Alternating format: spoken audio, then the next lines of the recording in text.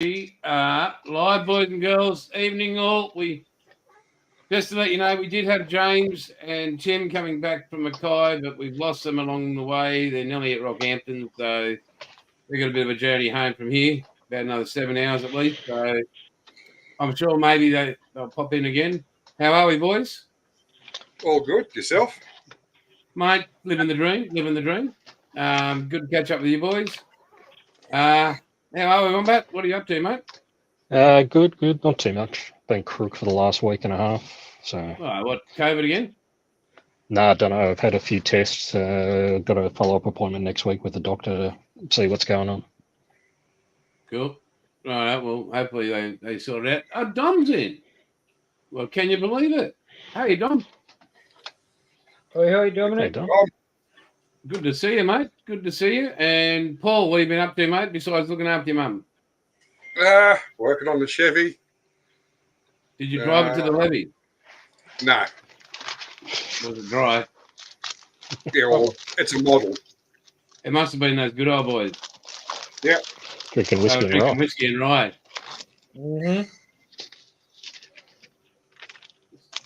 Oh, my Jesus. You didn't send me that little bit. Woody! Bad light, but oh, yeah. Look at the shine on that. Oh, Nice. Wow, mate. That is stunning. Must have been done with Tamia. Yeah, I think maybe it might have been, mate. Could have been Tamia.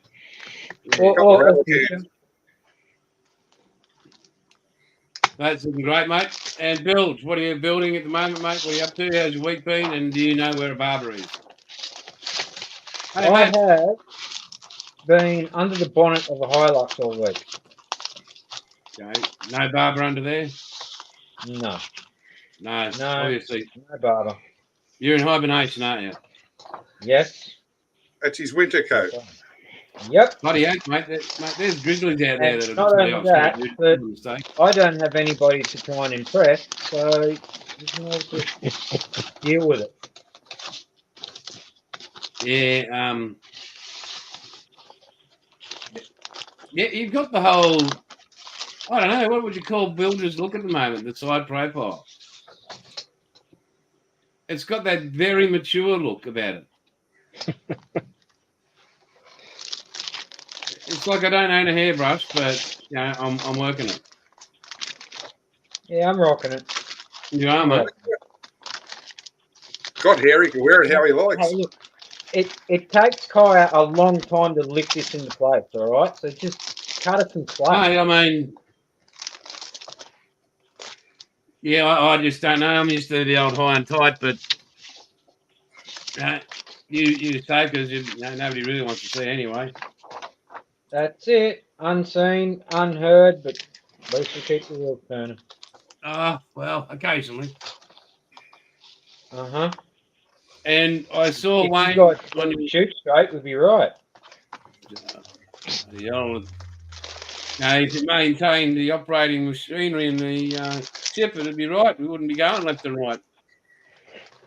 No, it's called balance. Oh, no, it's probably Ops's fault, actually. They're the one doing the targeting. Yeah. Hey, Wombat, I see, mate, that you posted on Instagram your new full complete collection of Subarus. Yeah, there's just a couple in there. I was actually just going through, just trying to organise all the instruction sheets now. Most organised man in the world. What was it? I think, was it 19 Subies? Yeah. Here we go. He hasn't got his hat on. We can't let him in. No. He's got his hat on now. Hey, buddy. Guten Tag. Yeah, guten Abend. Good. How are you? How is everyone? Say good Tag. Good. Oh, I'm doing fine, thanks. Had a nice day. Was up in Madison, Wisconsin for the IPMS Nationals today, and met a few internet personnel. Internet YouTube modeler personnel, and bought a lot of goodies. I got it right here. I'll display that in a few minutes. And just woke up from nap, and yeah, had a great day. How's everyone out there? We're good to see you, mate. That's all the better for us. Huzzah! Thank you. We've got Scott, Pete, and Harry have joined in. That's awesome. Oh yeah. Hey guys. Thanks for dropping Yes. by. Yes, I see. Yeah, good evening, Dominique, Matt, Scott, Pete, Harry. Yeah, Harry's in the everybody's UK, joined. isn't he? Yes. Oh, that's right. It's 9 a.m. there. Right, I forgot. Yep. And yeah, we were just talking about Wayne has now got his complete Subaru collection. Yep. So Excellent. yeah, is that how many? Is that little? Are they for Jamie, Tamiya, just one of everything? What? There are. It's a mix of Hasegawa and Tamiya, and I've got one for Jamie, which is a road car, which I'll take the body off and whack it onto a Tamiya WRC chassis to do Oh, right. with a few mods to do a 2003 Possum Born car. Very good. And Paul's shown us his. We'll bring that up, Paul's screen, mate. You got to show again because that is. Have a look at this, Jim. What do we got here? I'm gonna take you back in time, mate. Oh yeah, nice, very nice, very nice. Yeah. Yes, it does take me back, Bilge. I remember my best mate building that model. Was both that and the 55 Nomad and I believe it was a 57 Chevy convertible. No, well, I was actually talking about your prom night in the back seat. Oh no That's problem. where he was conceived. Hey, yeah. now there you go. That's nice. Yep, that's it. Yeah. Of course, he didn't have the wild color and the full blown custom engine you got in there, but no, that was oh my god, that's longer than I care to admit time ago. But no, nice work, Paul. That's really looking nice. Fantastic. Yeah, watch me stuff it up when I chrome it. Ah, okay, yeah. And Bill, What are you using for chrome, Paul? Hey, what? When? Where? Who? What? What do you have going, Bill? Do you got anything on the bench? Oh, just seniors build. I'm finally trying to get this damn bumper to fit. Okay. Jason, how are you? What have you been doing this week? I know you're going to be surprised, but making paint. Crazy as it sounds. Yeah, you got to make the donuts. You got to make the donuts. So I've been doing that, but I did have that meeting with Gallery on Monday. Oh yeah, right? Yeah. How'd that go? Fantastic people. So we just they send me quite a lot of stuff to test, like what I think of it, and I'll give it. It's right. Hey, it's just I'll give an honest review of it. Monkeys on the. Hey, plastic. good morning, Paul. Hey, Good morning. The Southwest is here, and it's Riley. G'day. I showed him that I've been in water, and I told him my history with different airbrushes, and I remember I started with the early Badgers, and then over the years I've gone. I've had my H&Ds and H&Ss, and I've used quite a few, but I've always found that me personally, the Iwata is my go-to, never fail, same result every time airbrush. I explained that to them, but I said what I like about Gallery is, and they explained to me the process, how it's made, to what standard it's made, and I then passed on. Morning, ICEQUEEN. I passed on to them. Morning, Sue. Jason, can I take a moment? I want to ask Sue. Do you have your AC/DC shirt on, Sue? I've got my Motorhead shirt on, so if you're in the house, then I hope you got your AC/DC shirt on. Go ahead. I'm sorry. You're right. And so they explained to me the process, and so one of the guys is a French guy, and the other lady was Hera was is a Chinese lady. Lovely people, really very much invested in not only the success but the quality of gallery. So that really impressed me. So I also said to them, I said, without spraying it, I've seen results and heard different things. But for myself, is that you make a quality product at an affordable price. So that the younger modeler can get into it, the new modeler can get into it without having to invest so much money. Which I thought that was one of the big points. So as soon as it all arrives, I'll be doing the reviews, and I'll be doing them live. Like as soon as they come, I won't be going, okay, I'll have a play and then I'll do this and do that. I'll take it out of the box, plug it into the compressor, and show people what results are there and then. So I think that's the only fair way to do it. I'm not going to say something's great if it's not. If it's great, I will. If it's got fantastic features, I will. If I find by myself this doesn't work, but it might work for somebody else, I'll say it. I had quite a bit. Well, I don't know if it's a win, really. Is it AliExpress? I think they call it. I was sharing with you, Paul. Yep. So, like, I got all this stuff, and a lot of it's for the Titanic and different cars and stuff I've got planned. So, like, I'll go full screen here.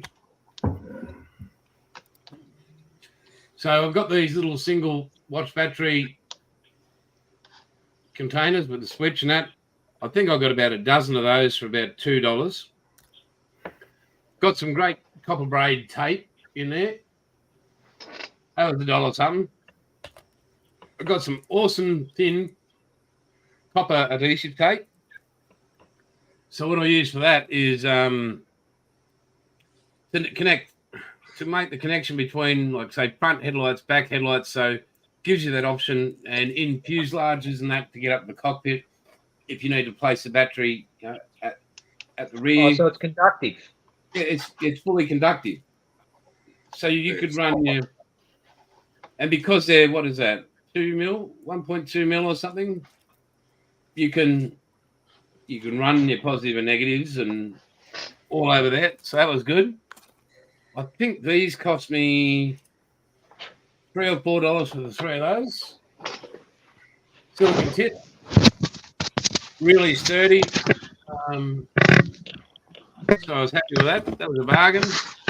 I got the 3 saws. That one. That one. And that one there, I think that cost me about $5 or $6 for the 3 of those. Hang on, I'll just fix this mic up. Yep, there we go. I got 4 rolls of this. They're 2.5 millimeter LEDs, 60. It's a meter, 60 LEDs in the strip. Hang on, I'll just open that up. And in my senior moment of unwisdom, I forgot. Oh yeah, well for LEDs you need connectors and that, so I've already ordered them. But there's 60 LEDs in the strip. You can chuck on a remote color changer and stuff like that. I've got a little. I was speaking to Scott. He was telling me how he does his electronics and what board he uses for that. So I'm going with him on that. Got this awesome. Hang on, let's see. Am I the right way up? USB solder. Plus flux, plus the solder itself, little iron, 3 different temperatures, USB rechargeable. I think that was $10. So I was happy with that.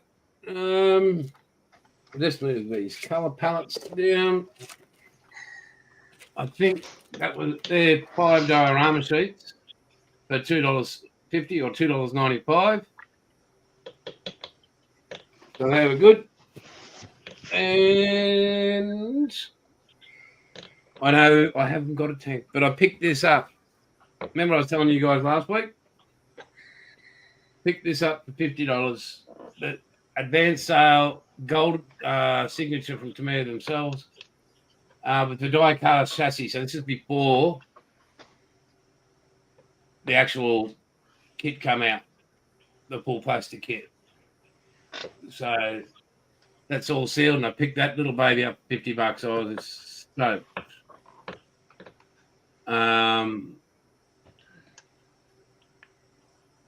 So yeah, very, very happy with that. And what else did I do? One more thing. So you guys all wonder how you've seen how I make outlaw paints themselves. But remember I talked about the 90 hours or so that goes into researching and all that sort of stuff. So these things, you can hear them. Time the kangaroo down the sport. So these are spray out sheets. And just like the investment, so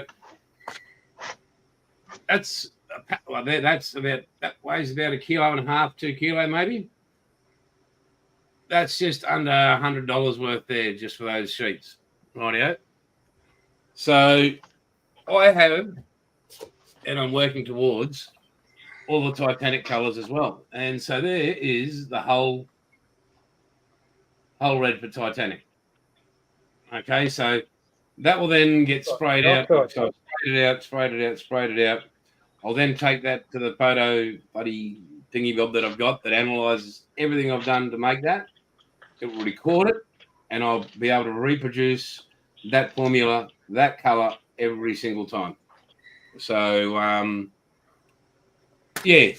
And then I shared an idea with Paul the other day.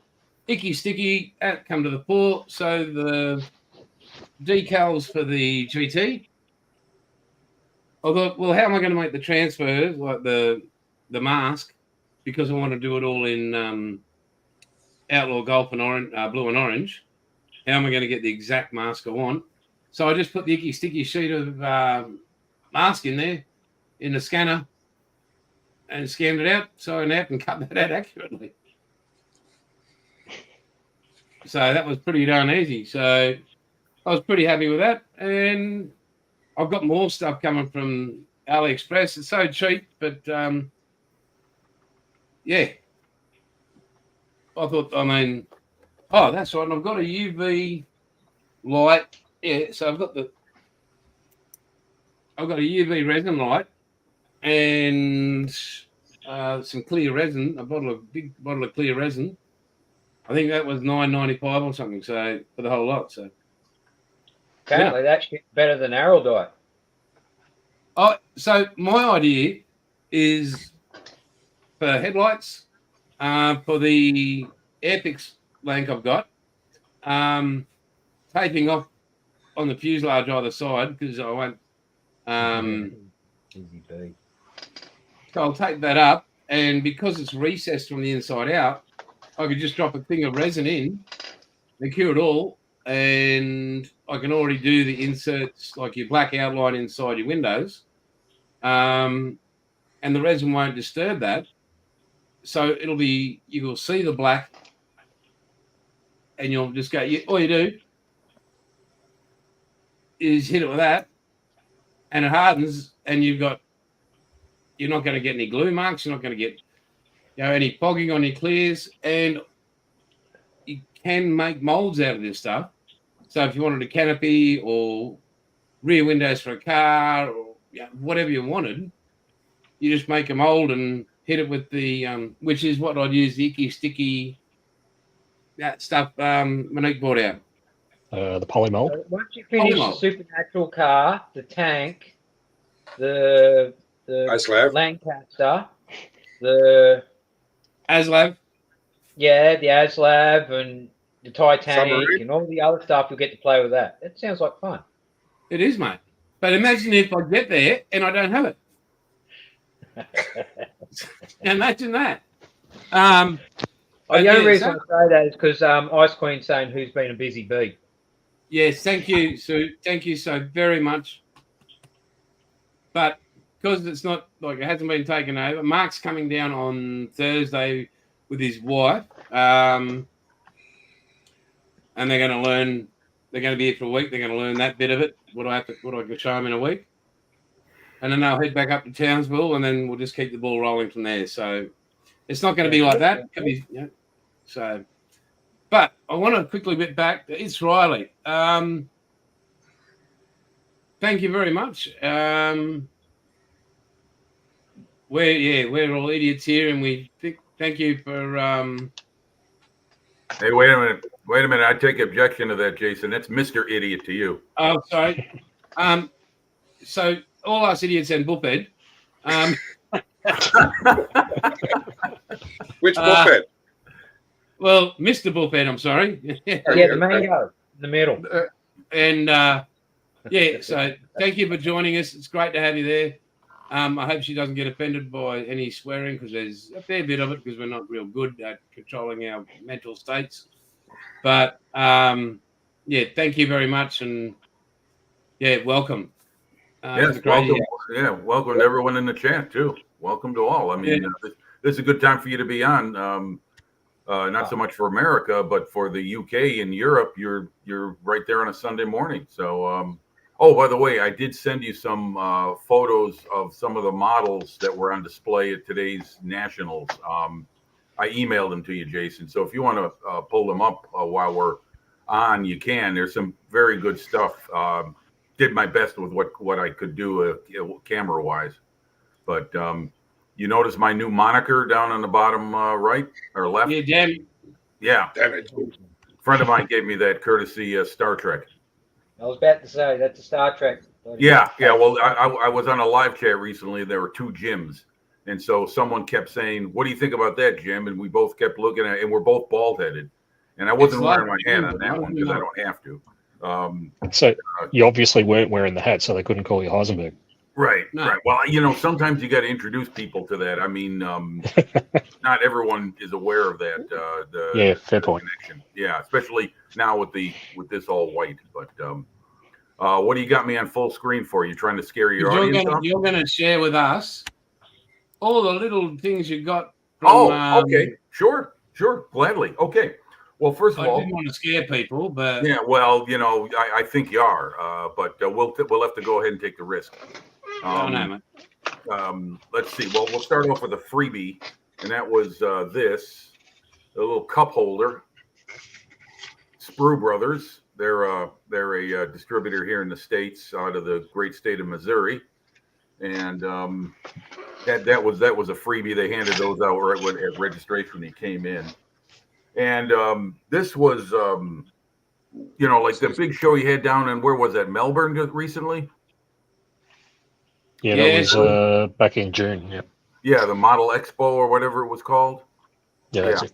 Yeah, this is the America show equivalent. It's the big IPMS show, and anyway, let's see what did I get. Let's start with the minor items. Now, this is all stuff that I bought from vendors. There was a mixture of vendors of distributors like Squadron. Mail order was there. Tamiya, ICM, Edward. Can do a lot of name dropping. AK was there. Ammo MiG was there. Iwata was there. You talk about airbrushes. Iwata was there. A few other brands. Oh yeah, Azuka Mori was there. And so it was a big powwow, and it was in this big hotel in Madison, Wisconsin, which is the state capital of Wisconsin. It's a college town, and it's about 2.5 hours north of where I live. So we left early, me and my best mate Glenn, and so the first thing I got was let's see, there you go, the old True Details line stuff. This is 2mm wire, 2mm wire.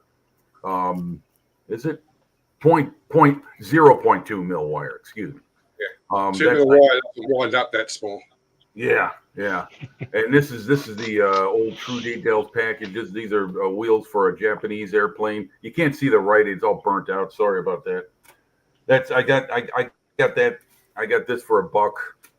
I got this for $2.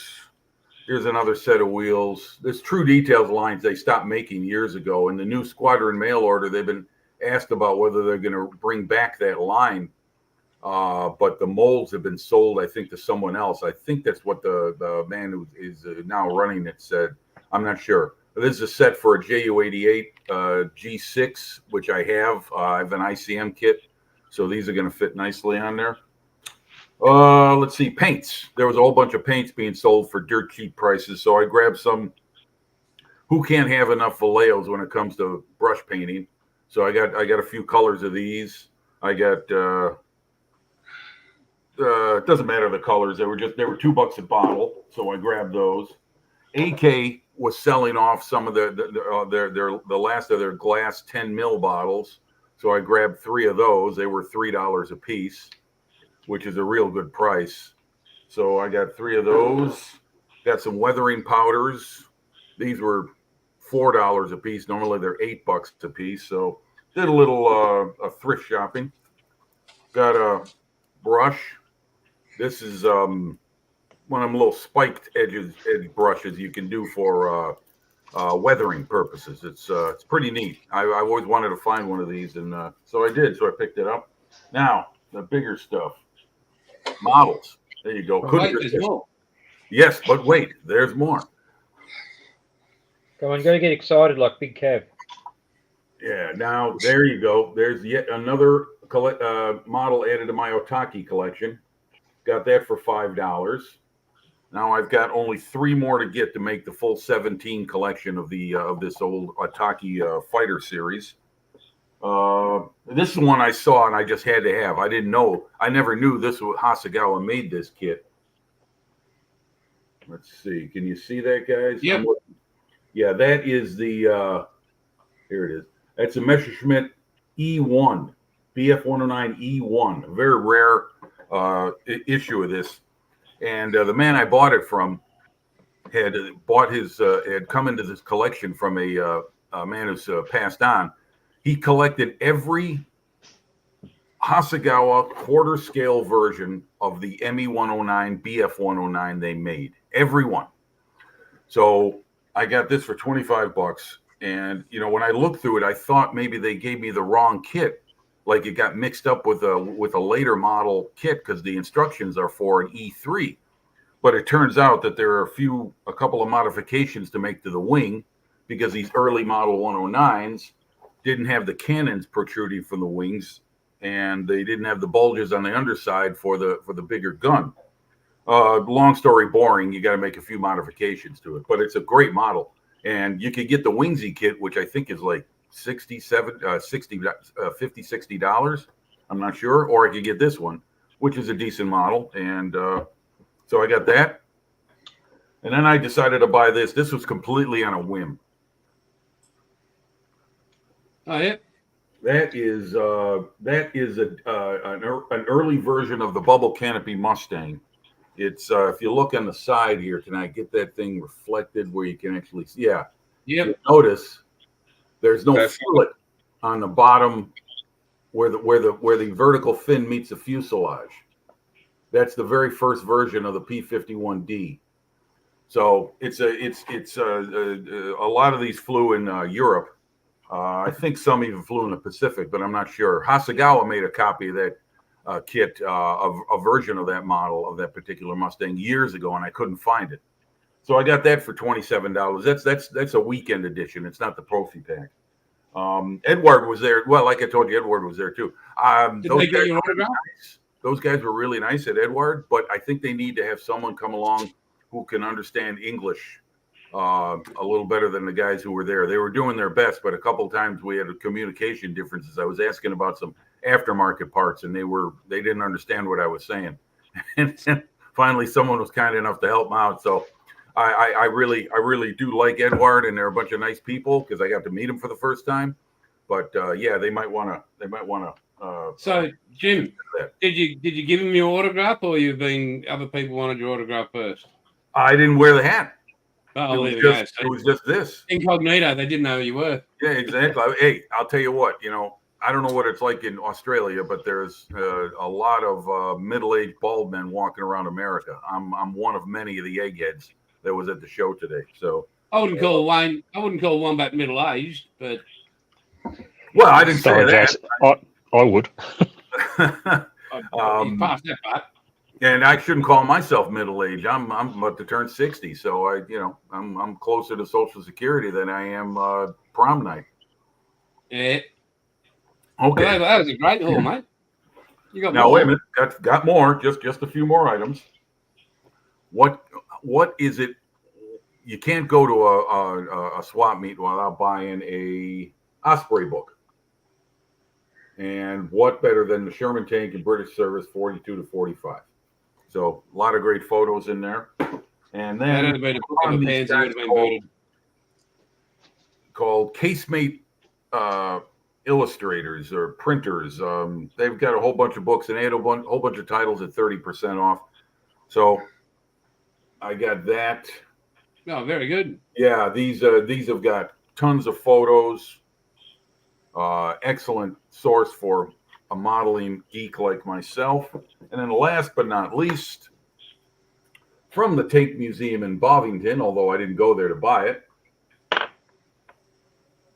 British Armor Vehicles, 1903 to 2003. This is volume 2. There are 4 volumes. And this one focuses mostly on the Second World War and some stuff from the First. But it's a lot of great photos. And it also shows things like color schemes.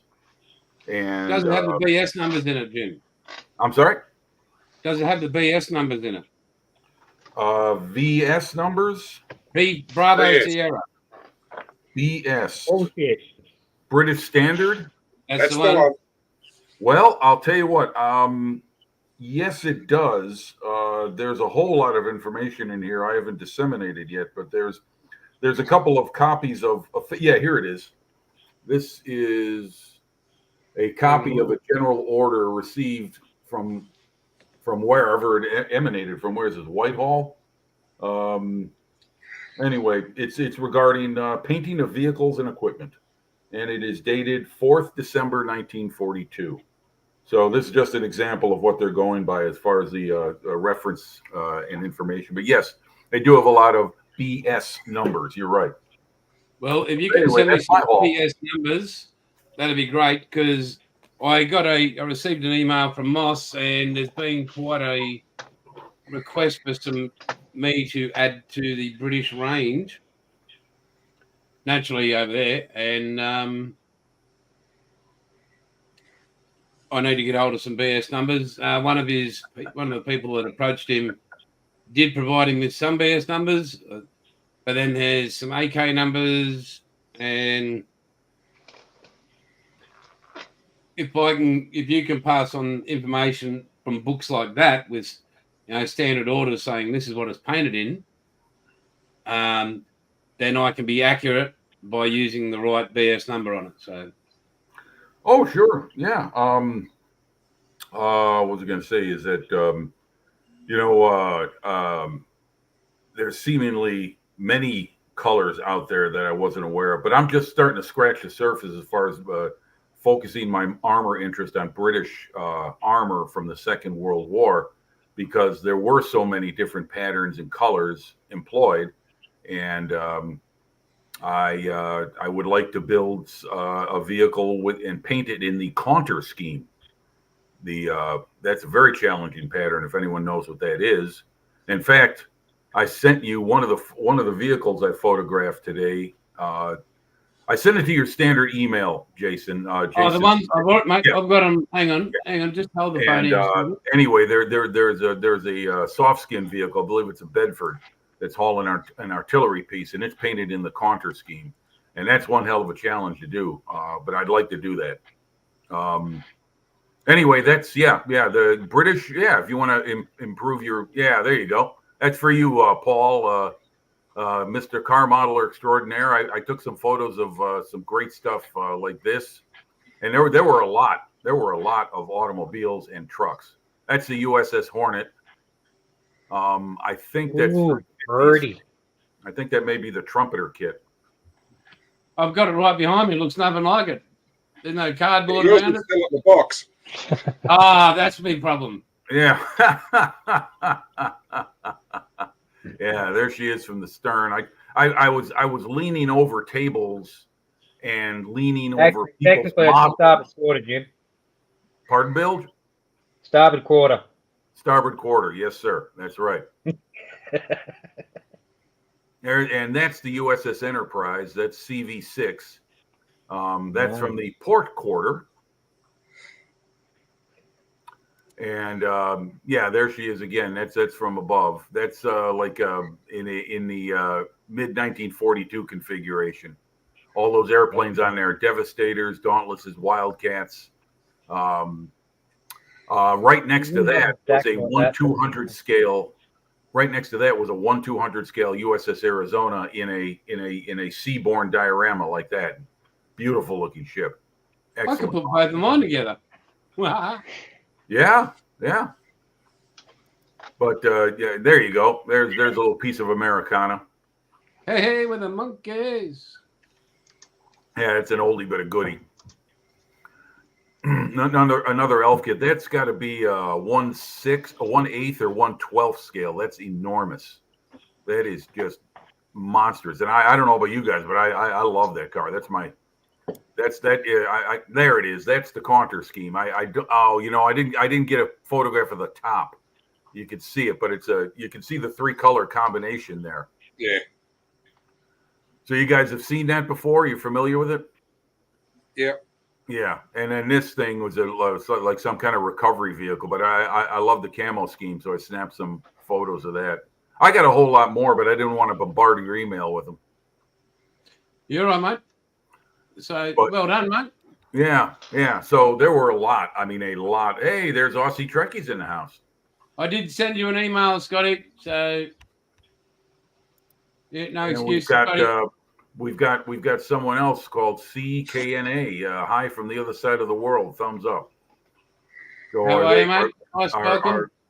Are you in America? Or are you in UK? How's our likes going, by the way, guys? I haven't asked forever. Like, are we getting likes and shares or whatever on this sort of stuff? Because that'd be great. We'd appreciate it. Matter of fact, let me check. Okay. I did his hair for this episode too. So. Well, like a good Chicagoan, I voted twice. I liked it on the on my YouTube on my phone, and I liked it on the YouTube on my television. So that is something I never ever asked on any of my videos. What? Well, if you like it, you're gonna like it. If not, well, you know. Because nobody does. Yeah, well, there you go. Because it's your hair. Yeah, well, go play hide and frag yourself, Buff. I love you to death, my Bilge boy. You come up top, mate, and I'll let you find my torpedo. Dominic shared a photo with me of his latest work. Let's see if I can get it without you could have emailed it to me, Dom. You got the email, buddy? It's not coming up. Dom, email it to me, mate. I'll put it up big screen. Yeah. That's and just by the way, Buff, email I've seen bigger shafts in an engine room. Yeah, Dom, in case you don't have it. But you should.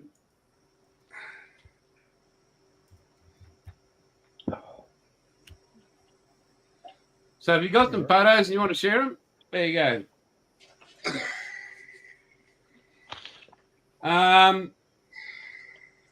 What else has been doing? I wanted to ask you, as far as the gallery goes, are you going to make separate videos about how the airbrush works and demonstrate it with your paint? I am going to be. I'll go to live with every episode. Maybe it's just a time thing at the moment, and they're not here, so I can work around that. But I will be doing. I think I'm getting 3 or 4 airbrushes. I'm not sure, and accessories and all other stuff.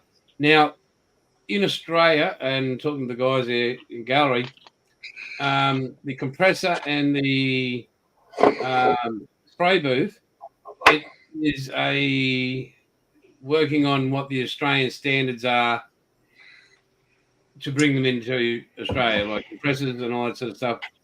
So they've asked me to see if I'd find that out for them. I said, not a problem, I can do that. so that we can get the compressor and we can get the water spray booth here. Oh, you're going to go with the water spray booth. Okay. They're doing That's water what we got. spray. Yeah. Wow. And there's a lot more in the works that galleries coming up with. So, and it blew them away. They said, "Oh, how much would you like to get out of this?" I said, "Not a cent." They said, "What do you mean?" I said, "No, I don't want money. It's not about money, Paul." I said, "It's about being able to have people start the hobby at an affordable price with a decent product." I said, some kid or mum or dad is watching, and they say, "Oh, we wanted to get into an airbrush," and that goes into their son or daughter's hands, and they start up modelling. Then that's worth more than people can give me. So, Jason, Dominic sent a message. He said, "Email sent." did yes, Bilge. Jim beat me. Damn it, Jim. Oh no, I'm not damn it, Jim anymore. Observe. Look at my nameplate now. He's back to Heisenberg. Yeah, friend showed me how to do that, so I can change it anytime I want. I can display my schizophrenia through my name changes. So. You just talk to one of your personalities there, Jim, and you get the approval first. I'll have a board meeting with myself and find out what the board of directors says. Yeah, well, that's great, Jason. I'm glad to hear that. That sounds fantastic. So here is Dom's latest work. So my ex-mother-in-law. I didn't know he had a photo, but there she is. Wow. Wow, that's better looking than my ex-mother-in-law.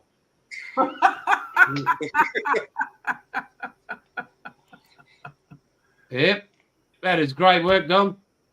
Excellent. Great work. I like your highlighting on the back there, especially. Yeah. Sue's got really good.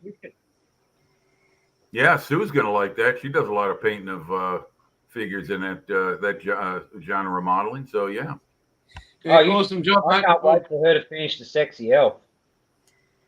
Damn, that's going to look good. Wow, you really are desperate, aren't you? Wow. Most of us go to Pornhub. No, Bill just waiting for sexy elves. Must be a Star Trek thing with the pointy ears. I don't know. So, no, it must be just the life of a stoker. Yeah. A stoker? Oh, wow, man. That is that was bloody brilliant. Don, well done, mate. Yeah, great stuff. Don't be a stranger, Dominique. Share more stuff. Yeah. Yeah. It's good to see what people are making. So. Yeah, it is, and unfortunately, Bilge keeps showing his head instead of his models. I got nothing to show, bro. Oh, fair dinkum. No, I wait all week and then nothing. Yep. Well, it's dark outside, so I can't show what I've been working on. Well, hey, here's a question: how's your house going with electricity? Is it coming, going, what? The Sparky is currently building a portable plug-and-play installation in his workshop. He's going to bring it out, show me how to hook it all up, and bada bing, bada boom. So I've done everything I need to do. I've sunk poles. I've got everything set up so we can just run the lines instead of running it underground, because then I'd have to dig it all up again to move it to my new pad. I've put poles in and everything so we can aerial bundle all the cables from the solar panels to the shack to hook it up to all the batteries and everything. So it's just a matter of him finishing making the control unit and all that, and then bringing it out, showing me how to hook it all up properly so I don't fry $7,000 worth of equipment, and then yeah, done. Well done. So it's just a waiting game again. There we go. A real build. Oh, what the fuck? It's a twin engine. Yep. thinking of the goodies for a second there. Yeah. Is that for so shed? Pardon? What is that for? For show? No. No. what is it going to be, Paul? Nothing. Ah, That almost looks like a black on black. gentlemen. He has arrived. Huzzah! Huzzah! Zah. Huzzah! Huzzah! Can we get it in unison, gentlemen? One, Okay. 2, 3. Huzzah! Huzzah! Zah. No, we got to try again. Jason. One. Ready? 1, 2, 3. Huzzah! Zah. Oh my fucking Oh, God. trust the wombat to be out of step. Wow. No good, no good, no bloody good. What the? Jim, have you taken medication today yet, mate? I'm watching too much British television. That's what I'm doing. Oh, my goodness. We can't call 911 here, but somebody, please, if you're watching. I think it's 999 in Australia, isn't it? No, 000, no, mate. that'll 000. give you 999 will give you New Zealand. Oh, okay. Well, I've got that'll a take a sheep long in time for distress. the EMT crews to get here. But apparently, because of so much international travel, it doesn't matter now. Because if Americans come to Australia, they automatically can't help but go 911. But because of the satellite setup, it just straight away puts you where you need to be. So it doesn't really matter. You can be overseas and call 000, not even thinking, and still end up talking to emergency services that you need. I see. Oh, that's a good idea. And you'd be in luck with your 1-900 number still, Bill, save you, right? No, it's 1-800, mate. 1-800. Oh, you got to provide your card, do you? Okay. Yeah. 1-800, ring someone that pretends to care. Yeah. Hey, what else you got there, Paul, for us?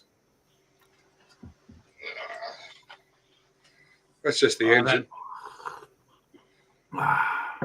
Zoom, mate. Can you do that for us? Blah, blah, blah, blah, blah, blah, blah, blah, blah, blah. Oh. Wow, mate. Wow, look at that deep throat. Double barrel. Two 8-barrel hollies. yeah, two 4 barrels in there. The Oh, You come dreaded on, 8-pack. come on, man. 2 buckets. Yeah. Women. Yeah. Alright. I That's mean- all fit. All you can think about, hang on, is the amount of fuel it is when those things start up. Yeah. yeah, gallons per mile. Yeah. 20-litre drum just to start it. Ooh, Yep. Yeah, it's coming along nice, mate. That's done. down. Well, you're going to throw some weathering on it? No, it's on the moon. What? You don't get dirty on the moon?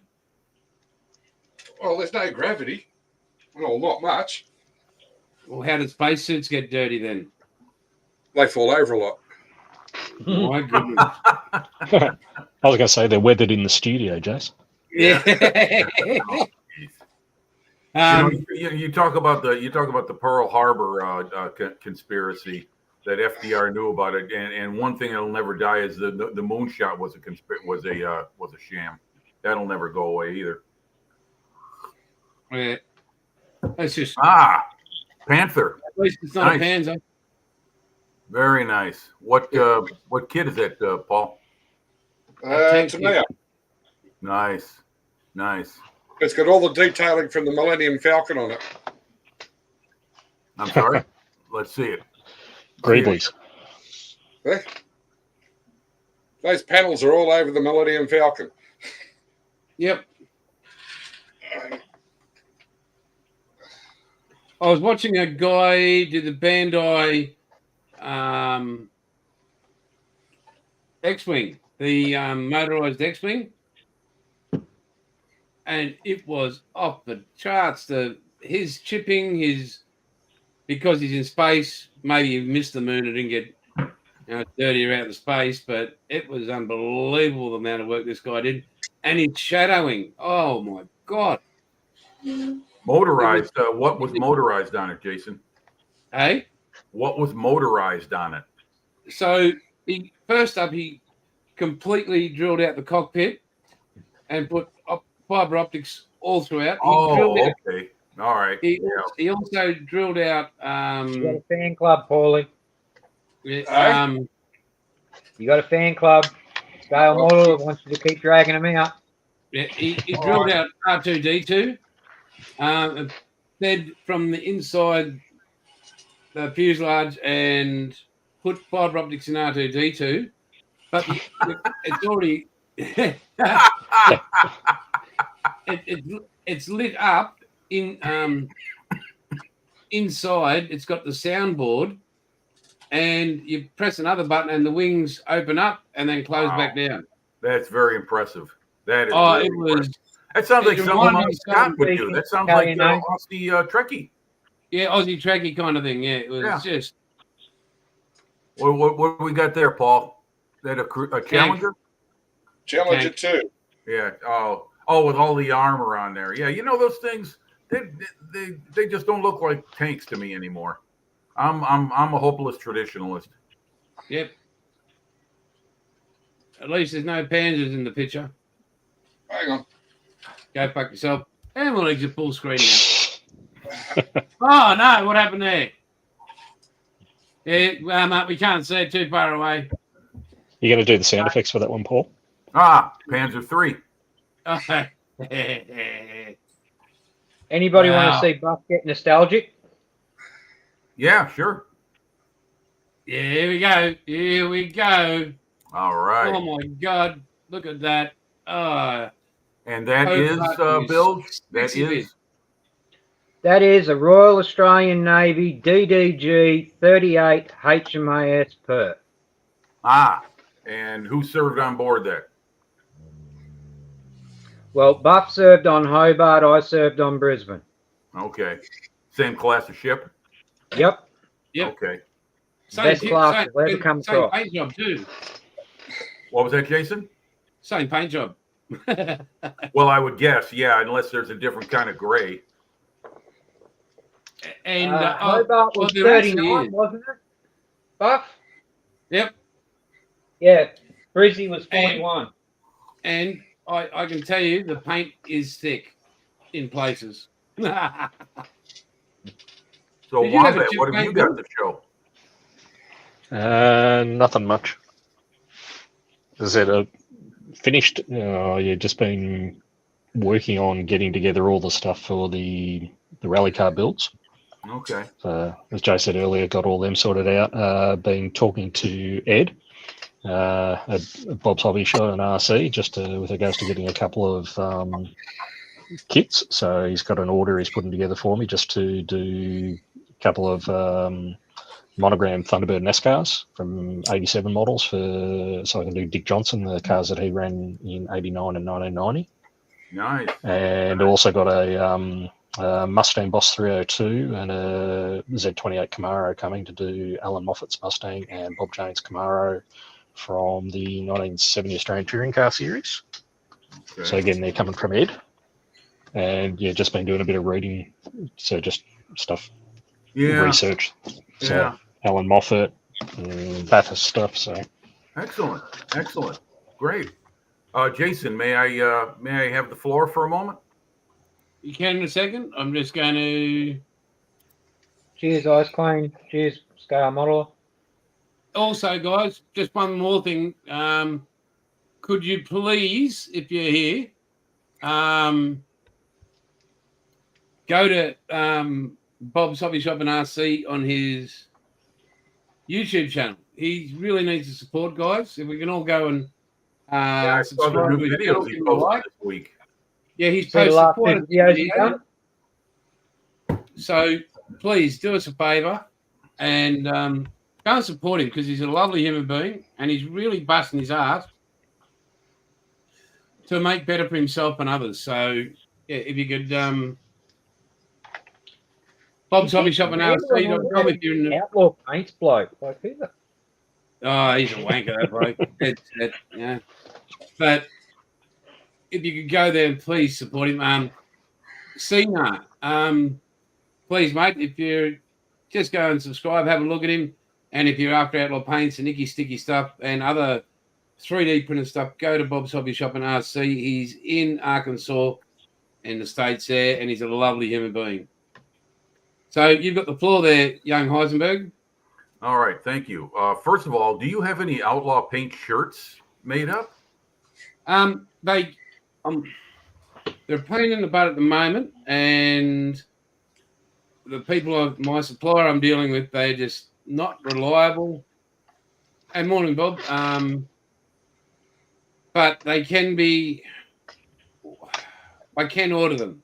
Okay, just curious because today would have been a great day to have one and walking around IPMS Nationals. That would have been some great pub for you.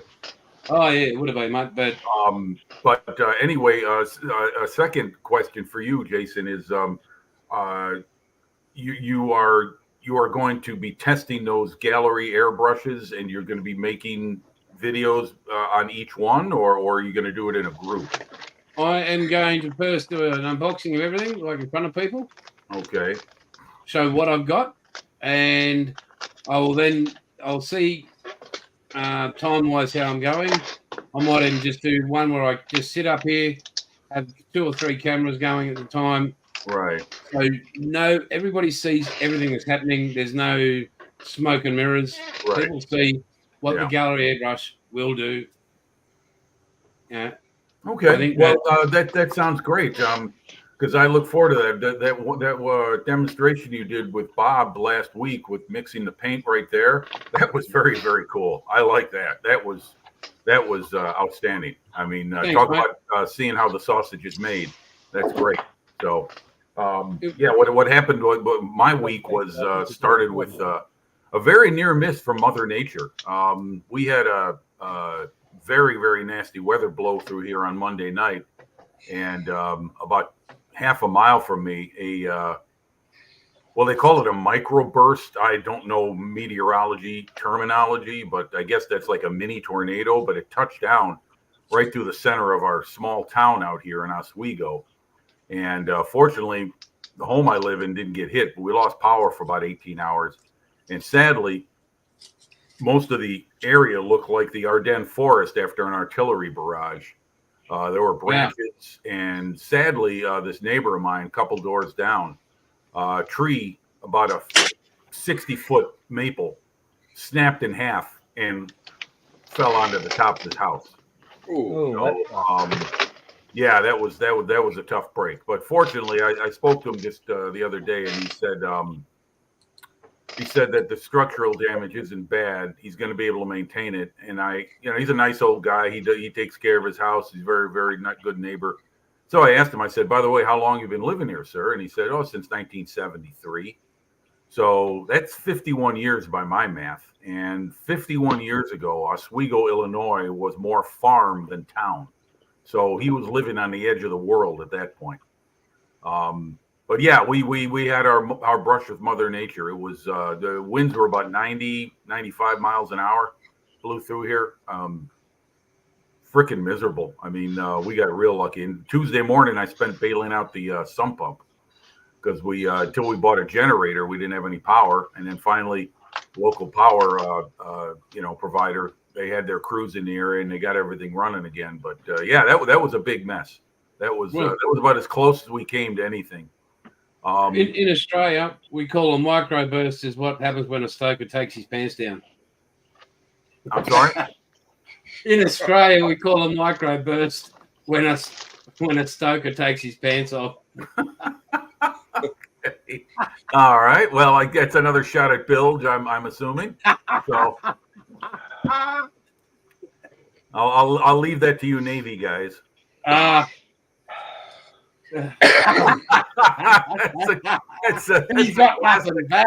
a classic response there, Bilge. I like that.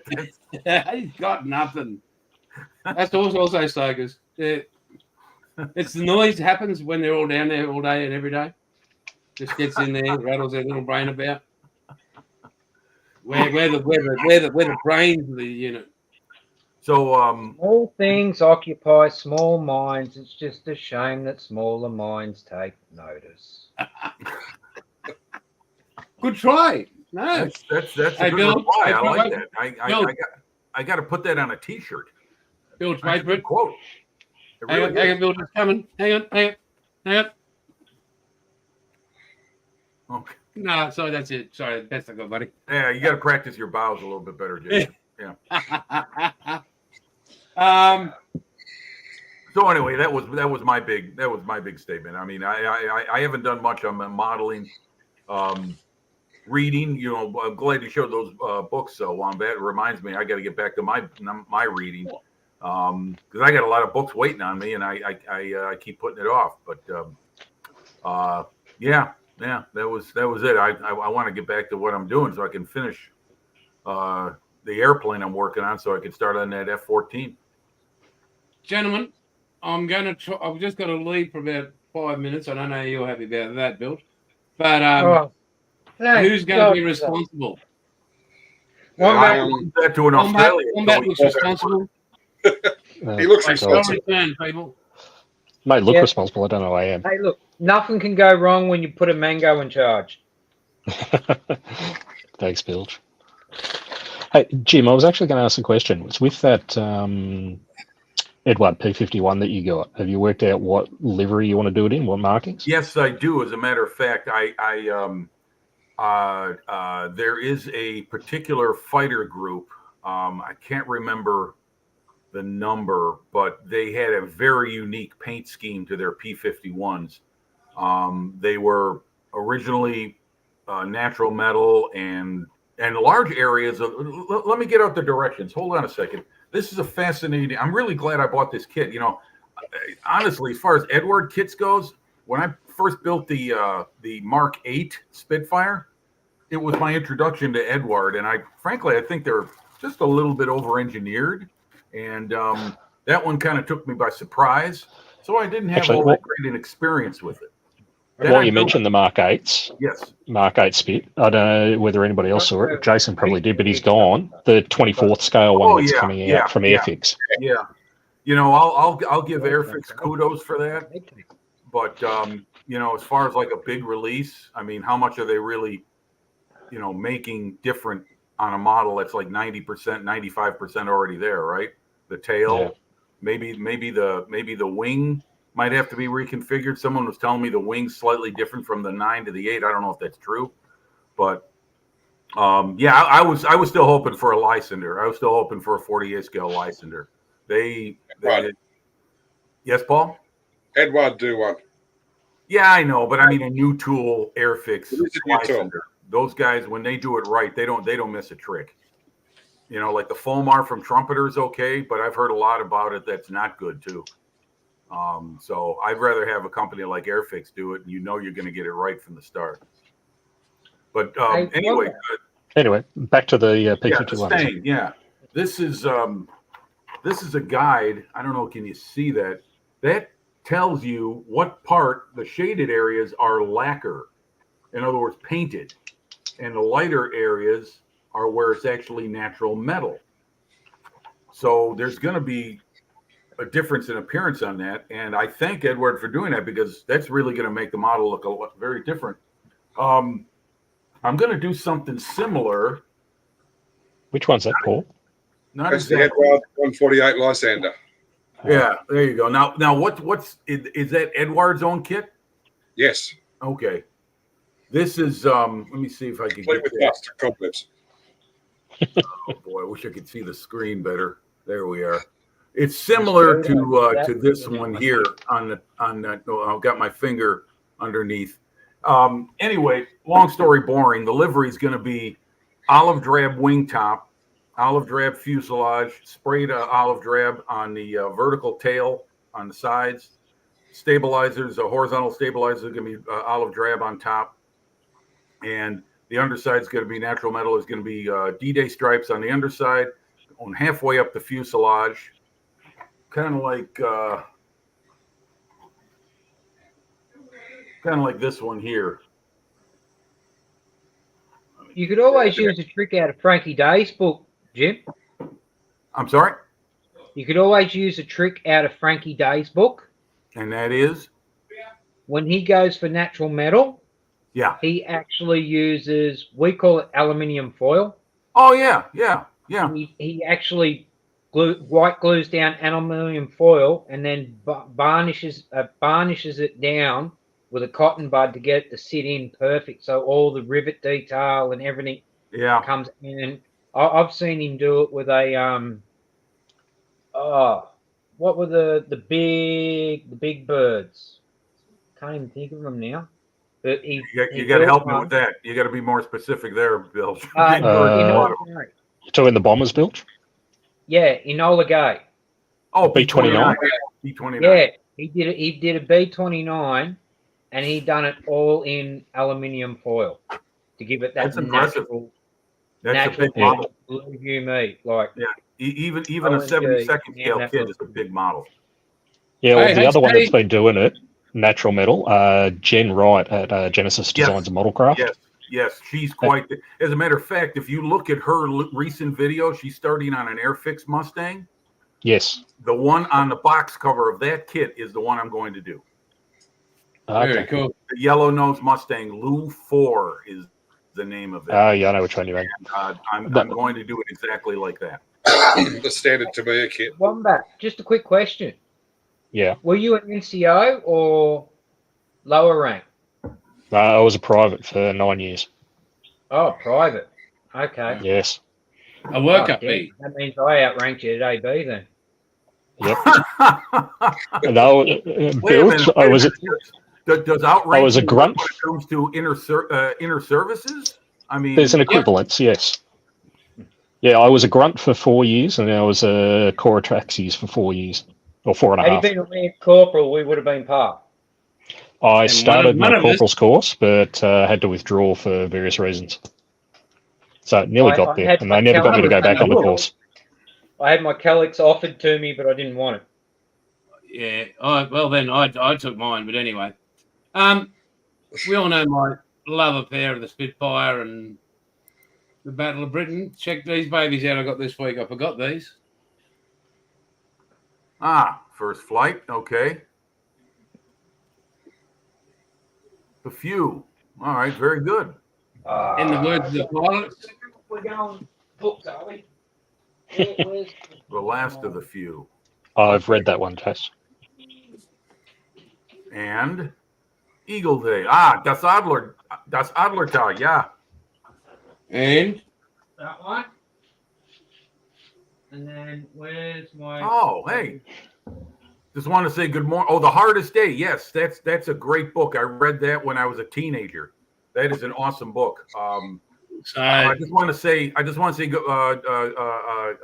happy Sunday to John Marley. He's in the house. Good day, mate. How are you? American Civil War's Stonewall Jackson's great grandson flew Lou 4. Well, thank you for the info. I didn't know that. Wow. No, that book you just posted, Jason. I read that book when I was about 17 years old, 16 years old, and it's an excellent book. Have you read it yet? no, mate, I only got them this week, so Okay. not many. Oh, there's a few pictures in it. Well, there's a lot of good pictures in there. In fact, showing some low level. Yeah, there you go. Yeah, they're showing some low level Dornier 17s flying across the channel with Dover in the background. Yeah, this one's no good to me. It's only got one picture in it. And it is what, Bills? Let's see. You're leading up to something. No, Buck's down here first. Okay. You're all right, mate. Knock yourself out. Here we go. Memoirs of Anzac. Okay. That's great. And then this one's one that was given to me a long time ago. Can't see it. Oh, Gallipoli Diaries. Okay. And then you got the ultimate. The Navy for Australia. Yeah. Huzzah. And I've got quite a few others. I think I have Jeffrey, mate. I think I have. I've read a lot of them. So, well, with your upcoming sale of Outlaw paints and everything, you'll be able to dedicate more time to things like reading. all right, mate. You haven't met my wife, have I've you? got a book in my collection, if I can find it. I don't know where it is now, but Buff would have read it in recruit school. Yeah. And it's basically the Royal Navy handbook from 1901, something like that, and it's like 3 inches thick, and it covers everything, right down to even hand tying your own scaling nets. Hey, Jason, can you put up which one? Pete's comment, third from bottom. He's got a question for you, Bilge, regarding the Australian Navy book. No. No, that's Buffer when he's realised one of his torpedoes worked. Have a look at my younger brother in Lismore. Got hold of this piece of history, and he's got one for my favourite plane. I'm not sure we can see that. Oh, pilot's notes for Lancaster 3. Wow. Very cool. Very so cool. He is going to give that to me when he's dead. And I'm his older brother, so it's not looking good. How much, Buff? I know where his shop is. I take that back. Yeah, but that, and he's got one for the Mark 9 or 8 Spitfire. Oh, nice. Well, wouldn't they be the same? Weren't they the same aircraft? I'll take that back. No, slight differences. Differences, but when you got your aircraft, you got a book for that aircraft. Right. And you got your pilot's logbook or whatever that was with that aircraft. Yeah. And you took notes on that aircraft. Well, Jason, you're the Spitfire aficionado. May I ask a question here? A couple questions. You may, sir. The Mark 8 had a retractable tail wheel and a pointed rudder, which is why it's my favorite version, not only because it looks great in the Aussie markings, but because of that rudder. What were obviously with a retractable tail wheel, you have aerodynamics. What was the difference in performance from one rudder to another, rounded to pointed? Was there any notable aeronautic improvements? On that, I'm going to hand that to Wayne because Wayne's very aeronautical. But I believe when they did the testing in between the two, it was about 3 or 4 knots improvement. Yeah, it was an aerodynamic thing. Can't help you on that one, Jace. You're the Spitfire expert. Because of it aided the turning, like your banking, like you're turning on the. You had a greater surface area to kick around. Okay. Yeah, Wombat, I see your message. Yeah, just send me your email. I can snap some photos of it and email you the page by page of the directions if you want. Yeah, as I said, I'm really only after the one set of markings. So, and Harry's right. That's pretty much what I was trying to explain. Drag reduction. So it's like if you've got pop-up headlights and you put them down, you're going to go through. Yeah. Okay, Wombat. I see what you're saying. I'll tell you what. Again, this is my tech lack of tech savvy falling through. My computer's right on top of a printer, and it's got a flatbed scanner on it. If I knew how to use it, I could scan the decals and send them to you. I got to learn how to use it. That'd be great. I'll send you my email. You want to like try and help me with it, right? Not right now, but I mean, like talk me through it, and I'd be glad to do it. Yeah, not a problem. I would love to do it for you because it's too bad we're on the other side of the world from each other. I gladly give you the decals because I'm not going to use them, and it's a nice decal sheet. You got a lot of options on there. Typically you get 5-6 options in a model. So yeah, I would ask, but the shipping from the US is ridiculous for mail cost. Yeah, it's bloody prohibitive. Yeah, it's crazy. That's all right. I found that out when I've been talking to Ed. So yeah.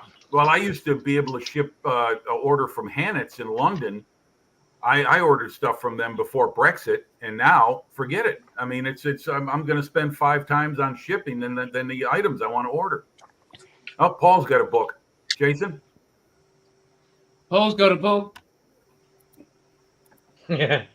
Must have lots. Wait a minute. That sounds a little. That sounds a little like a slow burn there.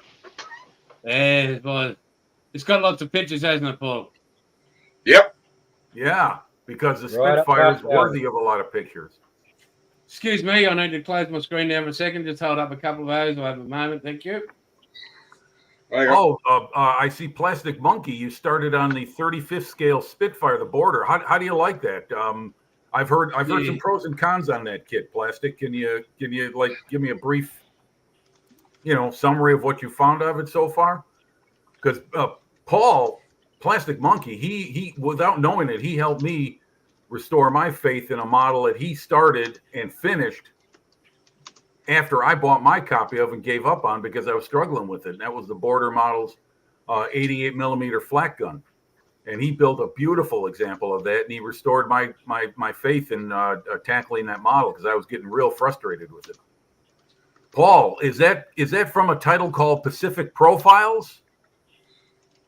No, this is from an Australian guy called Stuart Wilson. Okay. Because I'll tell you, one thing I saw at the Nationals today was literally like the internet, like the Library of the United States. One of those big presidential libraries of literature. Be good at it, mate. Oh well, Pete's going, so take care, Pete.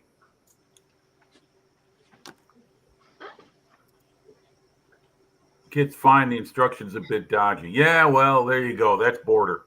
That's border for you. The instructions are. I'm not surprised by what he says. Not surprised at all. That's what frustrated me more than anything else on the 88 millimeter was the instructions. They're so freaking vague. Yeah, border destructions. Yeah, good one, Harry. Yeah.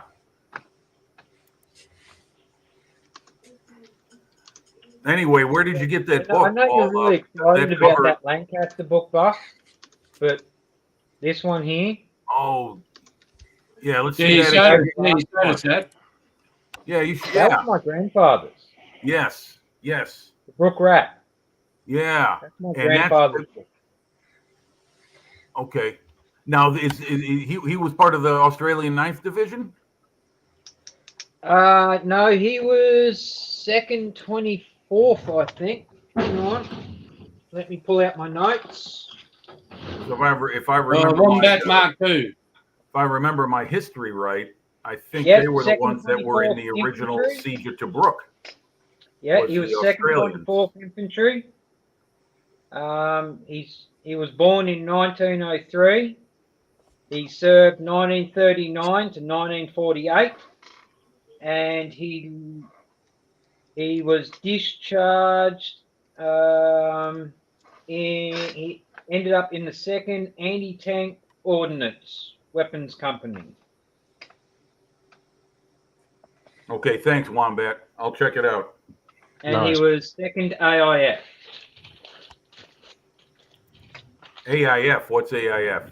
Australian Imperial Force. Okay. Because we were under British rule at the time. So during World War I and World War II, we were AIF. It wasn't until later on that we actually become Commonwealth Forces, or the ADF, Australian Defence Force. But didn't you have, like the New Zealanders, Freiburg had the right to appeal to his government in the case of any kind of controversial decision that may risk his force? Was that the same with the Australians? That's when we became known as ANZACs. Australian, New Zealand, Right. Army Corps. Because See you, Plastic. oh, I'm sorry. Go ahead, Jason. Later, guys. Yeah, Well, Oh, okay. See you, Plastic. See you guys. I'll catch you guys on your show later today too. Because See you in the morning. they broadcast every Sunday at 1:30 my time, 1:30 p.m. my time. Yeah, 4:30 our time. Yeah, I'm yeah. Well, close you guys right now. are way ahead of us. You're already looking at, you're into your Sunday night. Yep. And my day's just, well, that sun hasn't even come up here. It's starting to get, but that's starting to become later and later. Once we cross over the solstice, the sun rises later into the morning hours as the first few months after that progress. And then by the time September comes around, then you start noticing the sun going down earlier too. So the days definitely are shortening here in the northern hemisphere. But I was going to ask, in terms of the history of the Aussies, I believe that when they were coming back to Australia in light of the threat from the Japanese, is it true that Churchill wanted to divert them to the defense of Burma and not let them make it all the way home? And the Australian government intervened. Burma Railway. Don't you worry about that. Well, that's because what was left of there at Singapore wound up being captured. Yeah, but I think there was a portion of their troops from North Africa that Churchill wanted to divert to the CBI and not let them get all the way to Australia. Our boys got brought home and then got put into PNG, Papua. I'll share something with you here, boys. I know it's very rare to see some of my modelling, but here it is. Oh shit! Okay. Other time, Pig. Now we're in trouble. That's one of my. Nice. Okay. That's a Mark II cockpit there. So. What model? That is the Epic. Oh, okay. Oh, that's the 20. That's the 24 scale. Who built that? Yep. Yeah, I did, you prick. That's 48. Sorry, that hand does not look familiar to me. Yeah.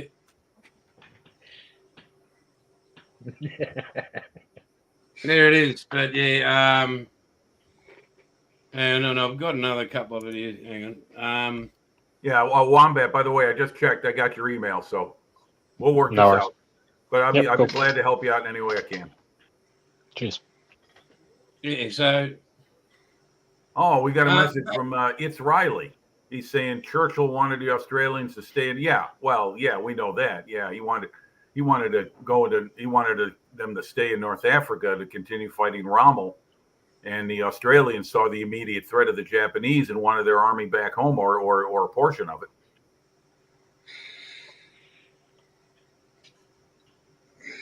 Yeah, I'm looking for some stuff over here, but you guys chat away. Oh, okay. See you, John. Twins signing off. So see you, John. See you tomorrow. Monday. I'll see you Monday. You little bloody ripper.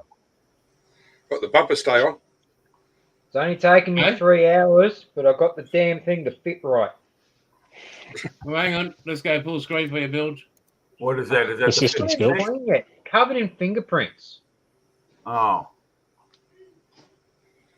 Oh, that's cool as. Okay. Oh, you froze. There you go. Okay. Nice. Looks good. Very nice. On handling cars, is it easy to remove fingerprints from the paint and the clear varnish? Okay. Low tack. Same cloth you use to clean your glasses. Okay. All right. Just when you do 2K, just wait 2 or 3 days. Oh yeah. As long as if you can smell it, it's not cured. It might be dry, but it'll still be green. But you know, once you can't huff off it, you're good to go. Okay. Oh, and since you're going to keep it on big screen here, look. For senior. Very cool. Oh, okay. That's how we do it down under. Big and bold. Well done, mate. They got to do well. GB Models is in the house. Hello, GB. And you got someone else new, Paul. You got Little History. History, yeah, he's awesome. Oh, Terry. Oh, Little History. G'day. Terry. Oh, okay. So you guys know him. Yeah. And there you go, boys. Oh, we heard a lot about Little History. What do we got there? Gary. Whose is that, Jason? That's mine. Oh my God, Yeah. a model. Holy Yeah, moly. So, Yeah, how old's that? wow. What year was that built in? Yeah. Just after they made plastic, you idiot. Yeah, right. Yeah, when they stopped carving them out of wood. Yeah, hang on. Here we go. So, hang on, stuff is. I've got to show some sort of modelling. It's bloody ridiculous. Yeah. How about the Lancaster? See what you Oh, got yeah, so get far on back. that. So this is a bug I was doing for my mate. VW? I thought Yeah. Hibbo built the bug. No, I built it. Oh, nice. Is that a split window rear window? Split? No. No. Okay. Those are pretty rare. You see one of those. That's a rare beetle. So, yeah, I made that for a mate, and yeah, he is a mad Beatles fan. So, Are you going back to your teenage days? I'll get stuffed, you ass.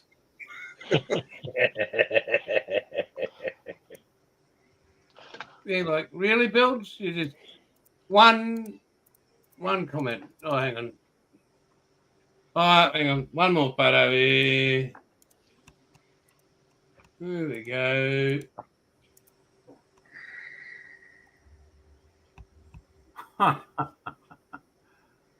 There we go. Yes, I made that. Yes, I painted that. And that's Camaro. not decal, that's paint. Yeah, that's Camaro. Yep.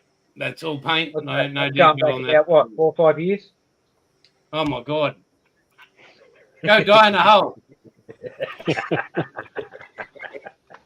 You gotta check Little History's latest comment. Yeah, I'm working on it.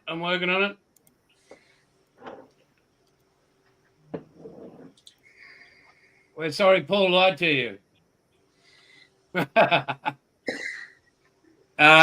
No, welcome, mate. Please join up. Every second week we do this time at the time slot. So Yeah, looks like I'm the only American out here tonight.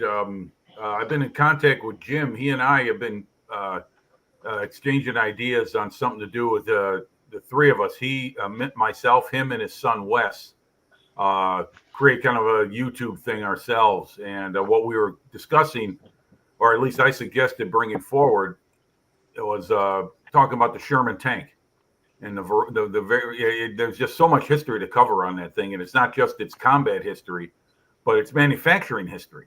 Because that's one thing that's always fascinated me is how tanks were made, not just that they were made, but how they were made and how the industry was converted to them in America, like all the auto factories in Detroit and other various facilities around the United States to manufacture them. So we're kind of brainstorming a little bit, but I gotta get back to him and give him a call. But he's been very busy this past week. He said he was really up to his ears in auto repair work. and here, Bilge. This is two of my grandparents.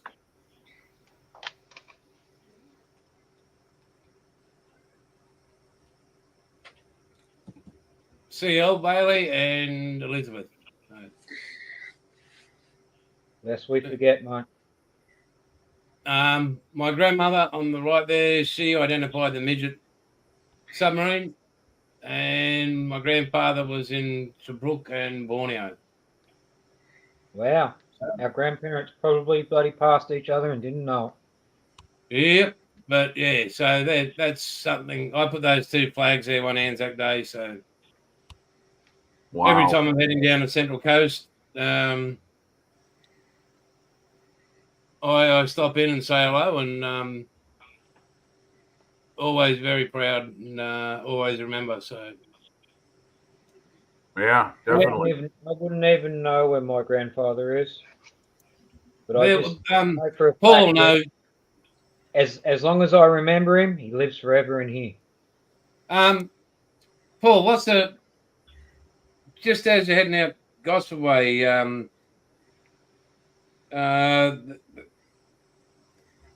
It's a cemetery out that way on the left hand side. Arimba, not Arimba. Palmdale.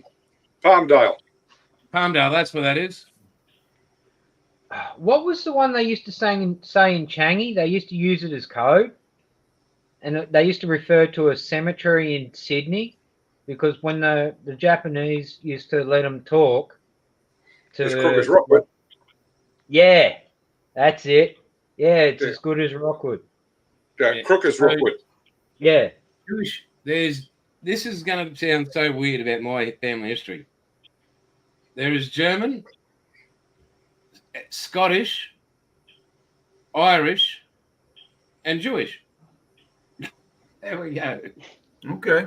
All right. Well, So that's Australia is a nation of immigrants, just like America. You know, we all came from somewhere. After World War II, we became such a cultural melting pot that it just wasn't funny. Well, a lot of Americans We were created considered the some lucky babies country. there. And I guess we are the lucky country because we just don't give a shit about anything.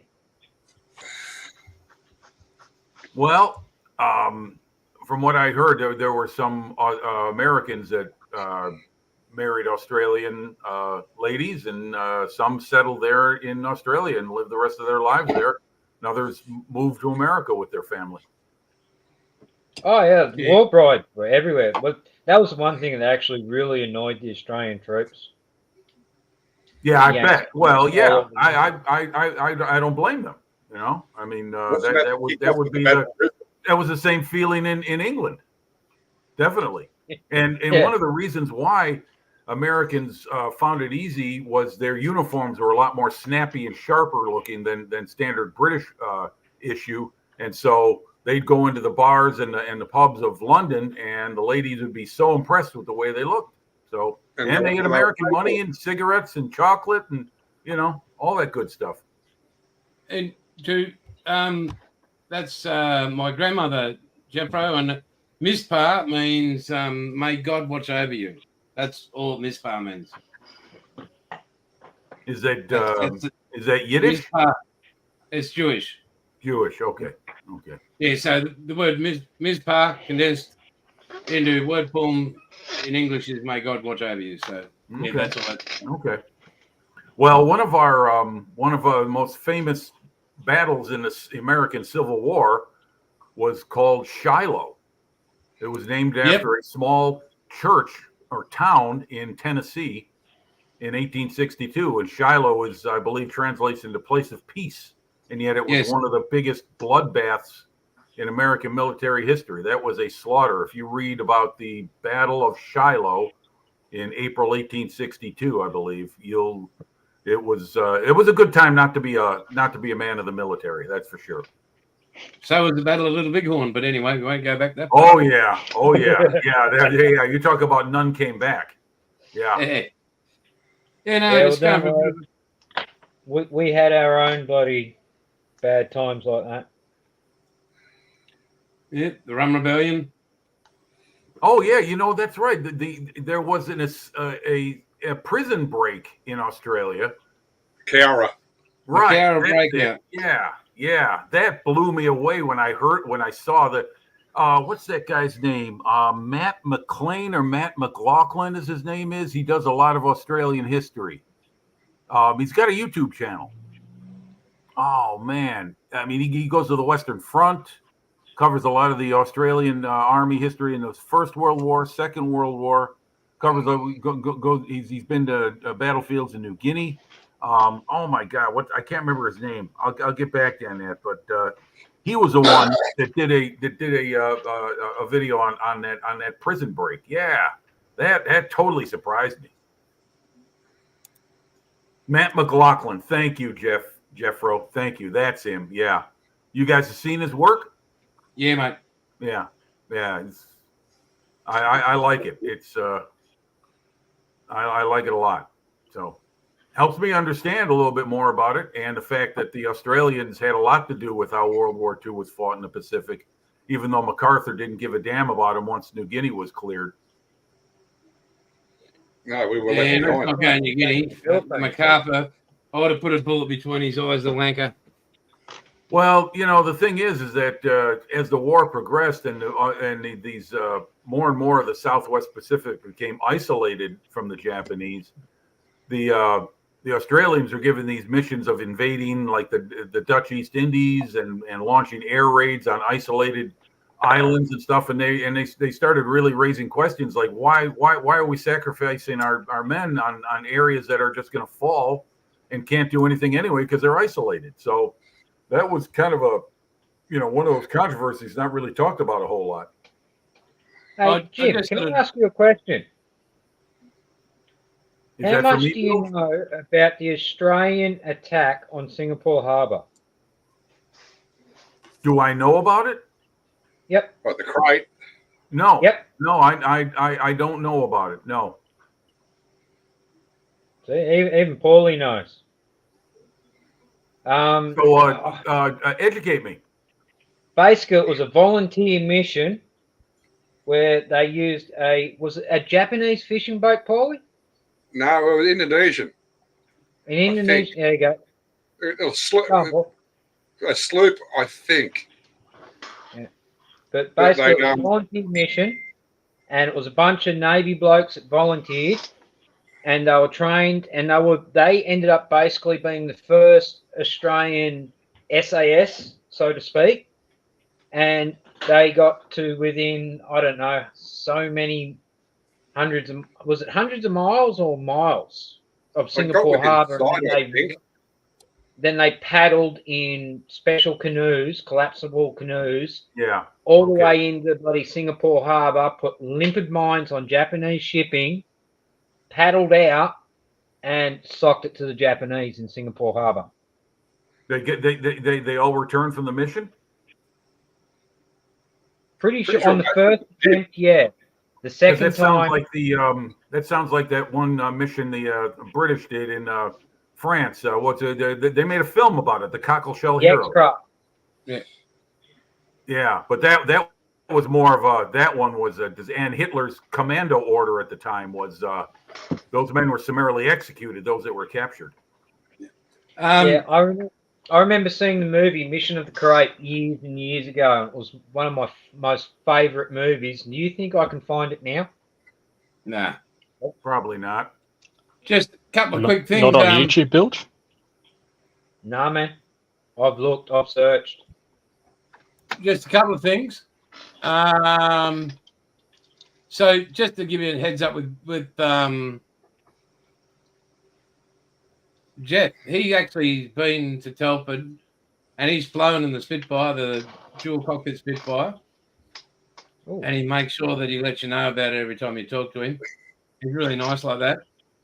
And the other thing is, with Little Histories channel, anybody that's watching right now, if you haven't subscribed to his channel, go and subscribe to it. It is absolutely brilliant. You can't build it right now. You learn so much. Yeah, I'm gonna go search that right now. What's it called? Little History. Okay. History. And he's funny sometimes. Yeah, he sticks his fingers into propellers too. Yeah, he's not. We didn't. Hey, did I say he was bright? Did I say he was surely? Did he had a? He was, I didn't say he was down to his last brain cell, but I did might say close. But please go to Little History's channel. Oh, and hang on. Watch what Jeffro just told us now. Thank you, my brother. He did 3 victory rolls over the White Cliffs of Dover. How many, bro? 3, you say? I would have pulled the canopy back, mate, and you would have been on the White Cliffs of Dover. Jason, Jason, can we can I get a little help here? I put in Little History in my search. Is there something specific I should be looking for? Because I got a whole lot of stuff come up. Which one? Is there anything particular? Like, does he have a name? There we go. I'll grab the link here for you. Yeah, simplify it. Once more for the dummies. Yep. And I'm a dummy. No, he's just Donahue, been moment. cooking too much math, that's all. Little history 2392. Yeah.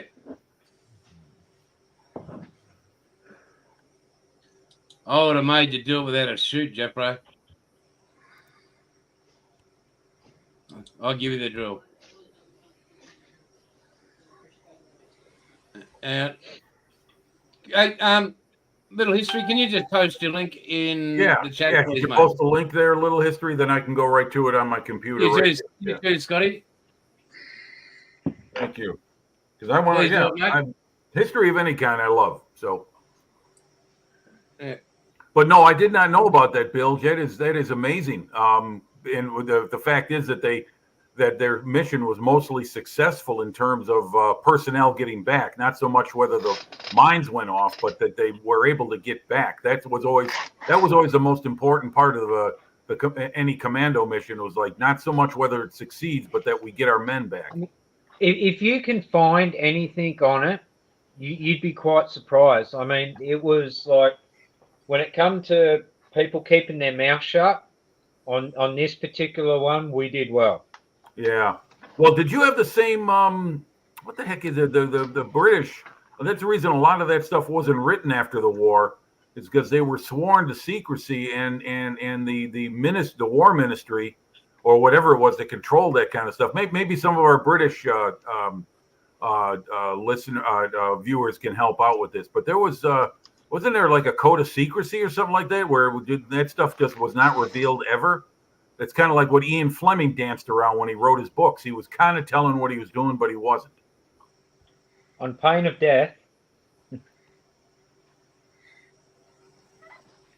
No, it was just like it was a common thing, loose lips sink ship. So don't tell anybody a freaking thing. Well, yeah, but you were treated like a mushroom. I'm kept sorry? in the dark.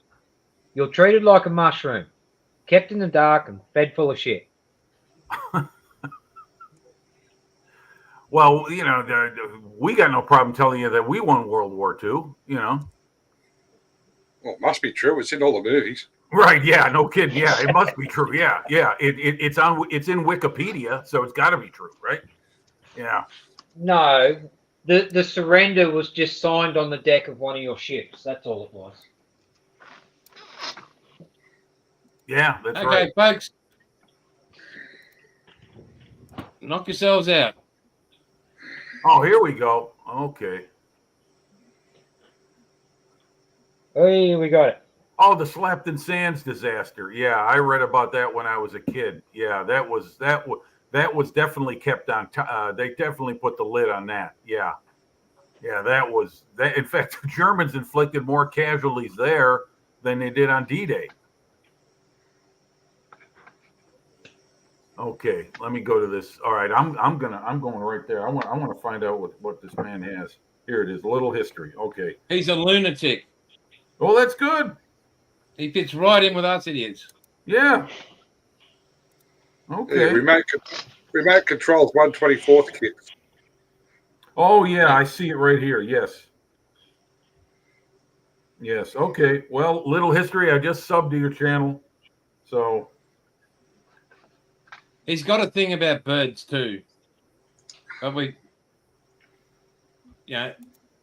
Okay. It's obviously why you don't know what soap is.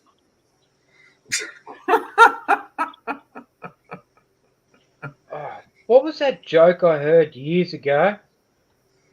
Something about why the British don't bath, and after they showed the first viewing of the first Jaws movie in England. I don't know. You got to help me out on that one. I thought it was the French that didn't bathe. That's why they made cologne. So they don't shave. I mean, not the French now. I mean, back in the Louis XIV era, the bourbons. But I do remember the joke my old boy told me once. How does a pommy have a bubble bath? Sits in a puddle and farts.